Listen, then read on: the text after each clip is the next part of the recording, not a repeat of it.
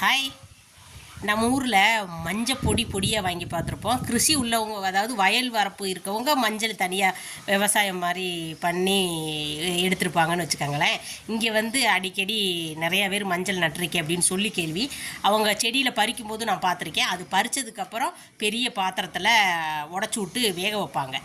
வெந்ததுக்கப்புறம் அதை காய வச்சு இப்படி எடுப்பாங்க. எடுங்களேன், எடுங்க.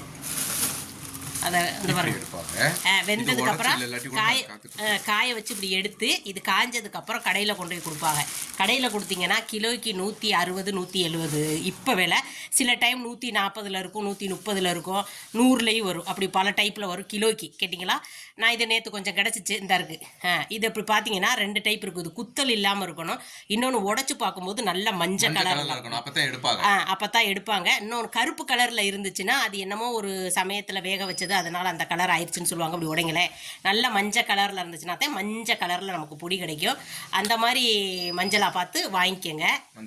நான் மஞ்சள் பொடி வீட்டுக்கு வந்து மஞ்சள் பொடியை வாங்க மாட்டேங்க. இந்த மாதிரி வீட்டுக்காட்டில் கொடுக்குற மஞ்சளை கழுகிட்டு வெயிலில் காய வச்சு பொடிச்சு எடுத்துக்கிடுவேன். நான் மட்டும் கிடையாது, நான், சேச்சி, இங்கே பக்கத்தில் இருக்கிறவங்களுக்கு கிடைக்கும் போது நாங்கள் பக்கத்தில் இருக்கிறவங்களாம் கேட்டு கொடுத்து கடையில் கொடுக்குற காசை கொடுத்தா போதுமேனு கேட்டு வாங்கிக்கிட்டு நாங்களே அரைச்சி வச்சுக்குவோம். ஓகேங்களா? இதுதான், இதில் தான் மஞ்சள் பொடி வருது. தெரியாதவங்க தெரிஞ்சுக்கங்கன்னு சொல்லிட்டு தான் இந்த எல்லாருக்கும் இருந்தாலும் நம்ம சொல்லிக்கிறலாம். தெரியாதவங்க தெரிஞ்சுக்கங்கன்னு சொல்லிட்டு தான் நான் காமிச்சேன். ஓகேங்களா?